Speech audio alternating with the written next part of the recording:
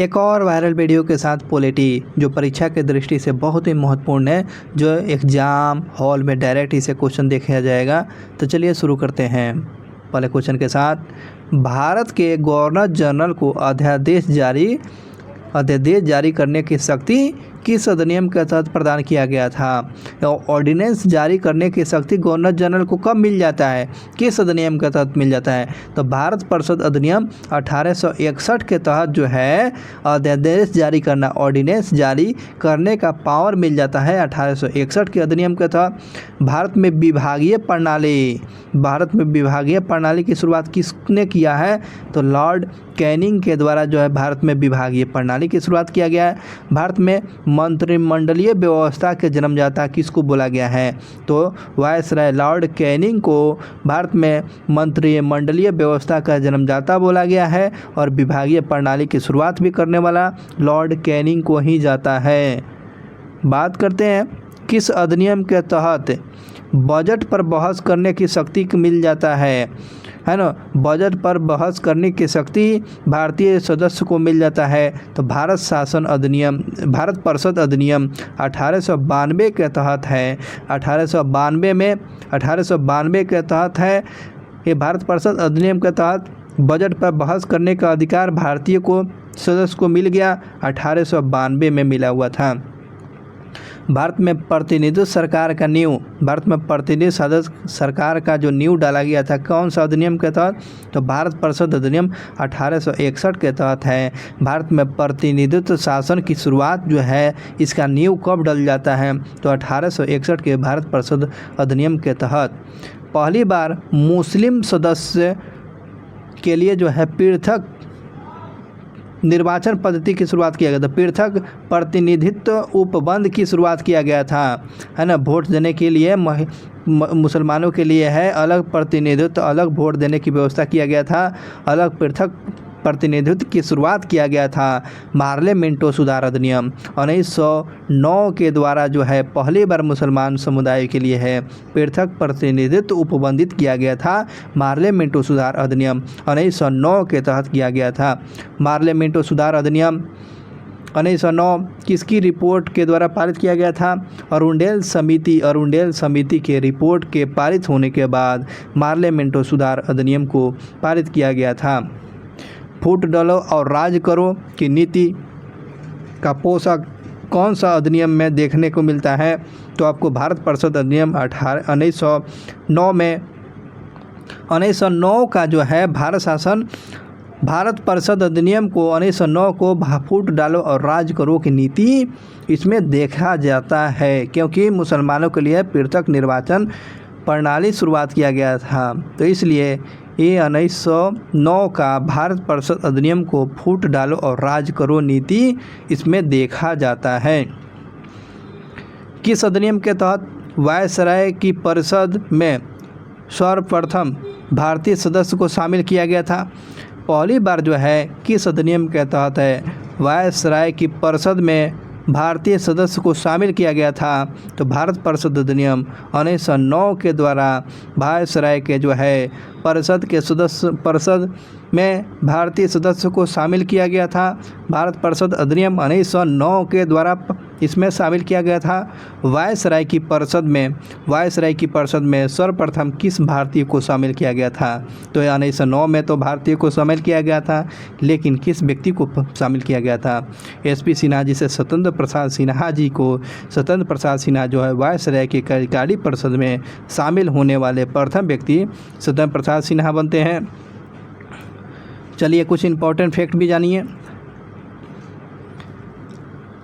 देखिए 1853 के अधिनियम द एक्ट ऑफ 1853 देखें, इस अधिनियम के द्वारा ये उपबंध किया गया था कि ईस्ट इंडिया कंपनी को किसी भी समय भंग किया जा सकता है। तो क्वेश्चन पूछ सकता है कि बताइए किस अधिनियम में यह बताया गया था किसी भी समय ईस्ट इंडिया कंपनी को भंग कर सकते थे। तो 1853 के एक्ट में कंपनी को चेतावनी दे दिया गया था, और इसके अनुसार इस प्रकार ईस्ट इंडिया कंपनी को कब भंग कर दिया गया था। 1 जनवरी 1884 में 1 जनवरी 1884 के 1 जनवरी 1884 को ईस्ट इंडिया कंपनी को आपको औपचारिक रूप से भंग कर दिया गया। तो ईस्ट इंडिया कंपनी भारत में काम करना बंद कर दिया कब? तो 1884 पिट्स इंडिया एक्ट 1884 के तहत जो है इसको भंग कर दिया गया। और यह कब बात दोहराया गया था? 1853 में ये बात बोल दिया गया था। अब बात करते हैं यहाँ पर शाही उपाधि के बारे में। देखिए शाही उपाधि क्या है? शाही उपाधि अधिनियम पूछेगा कब आया था? तो शाही उपाधि अधिनियम पूछेगा तो 1876 में आया हुआ था। 1876 में शाही उपाधि आया हुआ था। देखते हैं इस अधिनियम के द्वारा गवर्नर जनरल को केंद्रीय कार्यकारिणी में 6ठे सदस्य की नियुक्ति कर उसे लोक निर्माण विभाग का कार्य सौंपा गया। और 28 अप्रैल 1876 की घोषणा के द्वारा महारानी विक्टोरिया को भारत का सामग्री घोषित कर दिया गया। तो इस प्रकार महारानी विक्टोरिया का भारत का सामग्री कब? 28 अप्रैल 1876 में महारानी विक्टोरिया को भारत के सामग्री घोषित किया गया। ये फैक्ट इम्पोर्टेंट था। चलिए आगे बढ़ते हैं अगले क्वेश्चन के साथ, जो आपके परीक्षा में डायरेक्ट क्वेश्चन पूछे जाएंगे। भारतीय सदस्य को पूरक प्रश्न पूछने का अधिकार कब मिल जाता है? भारतीय सदस्य को पूरक प्रश्न पूछने का अधिकार कब मिलता है? तो आपको 1909 में भारत परिषद के द्वारा 1909 में भारतीय सदस्य को पूरक प्रश्न पूछने का अधिकार मिल गया। भारतीय परिषद एक्ट 1909 के तहत इंग्लैंड की भारत परिषद में नियुक्त होने वाले प्रथम भारतीय कौन थे? तो इस प्रकार ये भारत परिषद में नियुक्त होने वाले प्रथम भारतीय लोग कौन थे? तो केसी गुप्ता और सैयद हुसैन बिलग्रामी। केसी गुप्ता और सैयद हुसैन बिलग्रामी याद रखेंगे, ये परिषद में शामिल वाले। और वायसराय के कार्यकारिणी में कौन व्यक्ति थे? तो सत्येंद्र प्रसाद सिन्हा। और भारत परिषद में पूछेगा, भारत परिषद में नियुक्त होने वाले प्रथम भारतीय कौन? केसी गुप्ता और सैयद हुसैन बिलग्रामी। ये कभी कंफ्यूज नहीं करना है, एसपी सिन्हा में, सत्येंद्र प्रसाद सिन्हा में, और इस दोनों में कभी कंफ्यूजन नहीं करना है। ये भारत परिषद में नियुक्त होने वाले व्यक्ति थे लोग, और वो वायसराय में। चलिए बात करते हैं आगे आगे पूछा गया है प्रांतों में शासकीय बहुमत किस अधिनियम के द्वारा समाप्त कर दिया गया? तो प्रांतों में शासकीय बहुमत के द्वारा जो है अधिनियम के द्वारा समाप्त किया गया। 1909 के अधिनियम के द्वारा जो है प्रांतों में शासकीय बहुमत को जो है समाप्त कर दिया जाता है। किस अधिनियम के तहत? गवर्नर जनरल की कार्यकारिणी में प्रथम भारतीय विधि सदस्य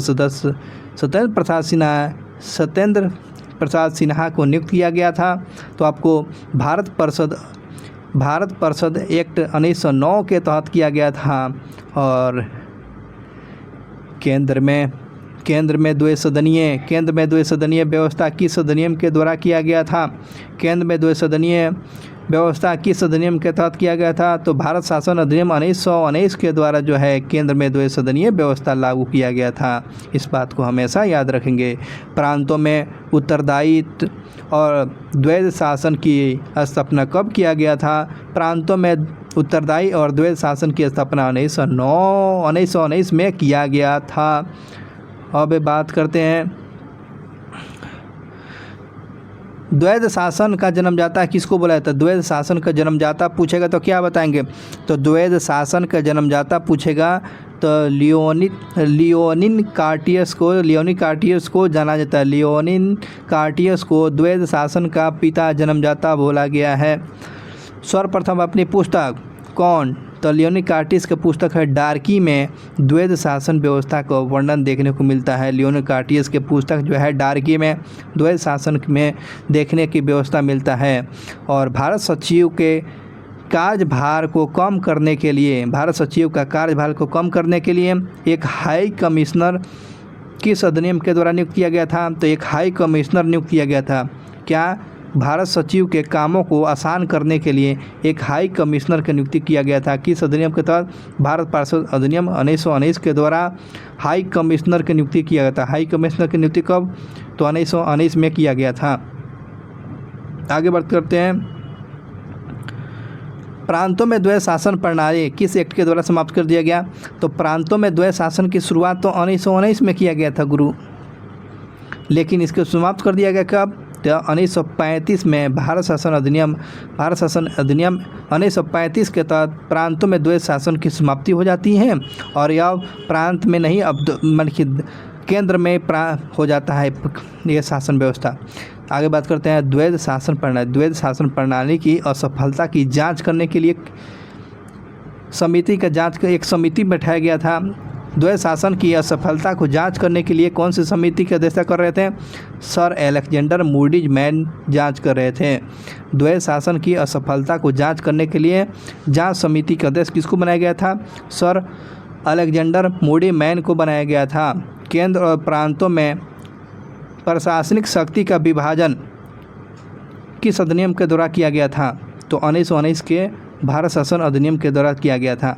केंद्र और प्रांतों में जो शासन व्यवस्था का विभाजन किया गया था 1919 के अधिनियम के द्वारा इसको अलग किया गया था। भारत सचिव तथा उसकी परिषद का वेतन भारतीय राजस्व से दिया जाना कब बंद कर दिया गया? तो ये बंद कर दिया गया तो 1919 के अधिनियम के तहत है। भारत सचिव और उसके पार्षदों का वेतन अब भारतीय राजस्व से नहीं दिए जाएंगे, ये प्रावधान किया गया था। इस बात को ध्यान रखें 1919 में। आगे बढ़ते हैं 1935 ब्रिटिश भारत में किस एक्ट के द्वारा जो है विधानमंडल में महिलाओं के लिए जो आरक्षित स्थानों का प्रावधान किया गया था?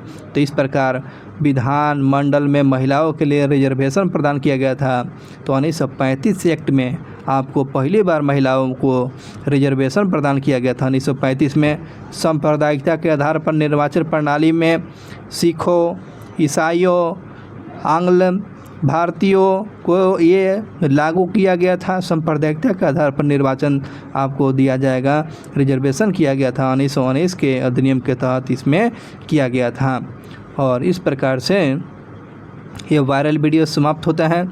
नेक्स्ट आप वायरल वीडियो पॉलिटी के देखिएगा। Thank you so much watching for video. बहुत बहुत शुक्रिया, बहुत बहुत धन्यवाद। पहली बार आप चैनल पर जुड़े हुए हैं तो चैनल को सब्सक्राइब कर लें ताकि आप तक ये इंपॉर्टेंट क्वेश्चन जो परीक्षा हॉल में न पूछे जाएंगे ये छूट नहीं पाएँ। और शुक्रिया आपको वाचिंग फॉर वीडियो। मिलते हैं नेक्स्ट वीडियो में।